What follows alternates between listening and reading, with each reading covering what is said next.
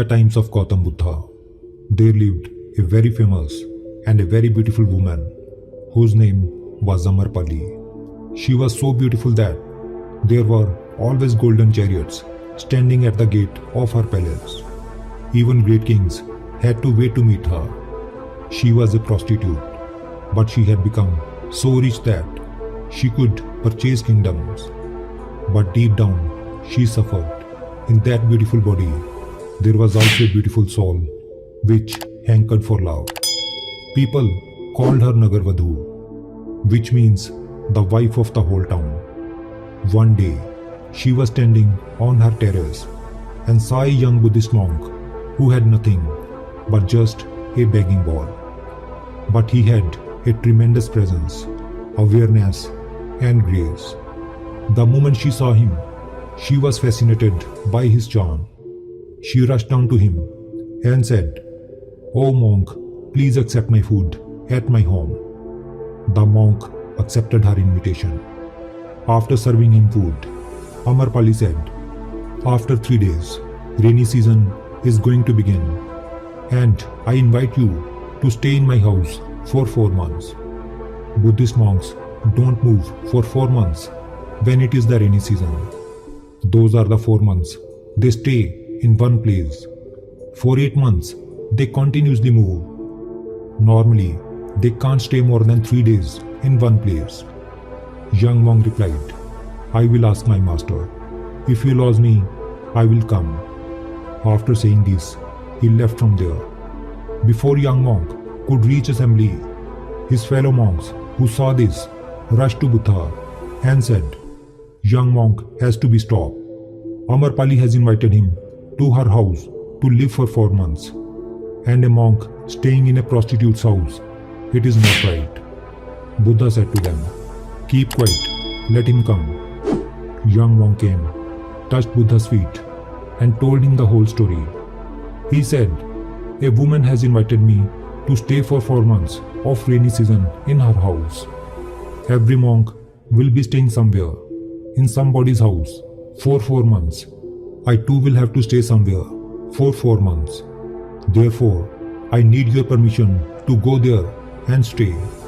I shall go, only if you permit." Buddha looked into his eyes and said, "You can stay." It was shocking for all the other monks. Thousands of monks who were there could not believe that Buddha has allowed a monk to stay in a prostitute's house. An old monk stood up and said, "This is not right. This man is hiding a fact.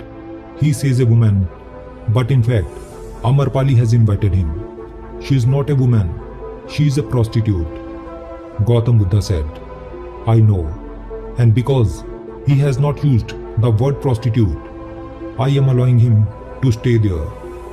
He has respect for her." After 3 days, young monk left to stay with Amarpali, and other monks started gossiping again. Buddha said to them, "You should keep silent. 4 months will pass, and I trust my monk. I have looked into his eyes. There was no desire. If a monk's meditation is deep, then he will change prostitute. And if his meditation is not deep, then prostitute may change him. It is now a question between meditation and physical attraction. Just wait for 4 months." Despite this, disciples thought, Buddha is trusting too much. This man is too young, and Amarpali is too beautiful. He is taking an unnecessary risk. Anyways, 4 months passed, and after 4 months, young monk came and touched Buddha's feet. Following him came Amarpali. She touched Buddha's feet and said, "I tried my best to seduce this young monk, but it was all useless. Instead, he convinced me by awareness that real life is only in knowing your true self. Now, I want to give all my possessions to the commune of your monks."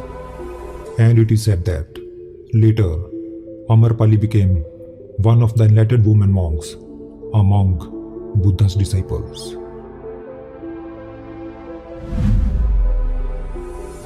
If we see in our lives, we will find that To keep control over the sexual thoughts arising in our mind, we need to eliminate sexual desire first of all.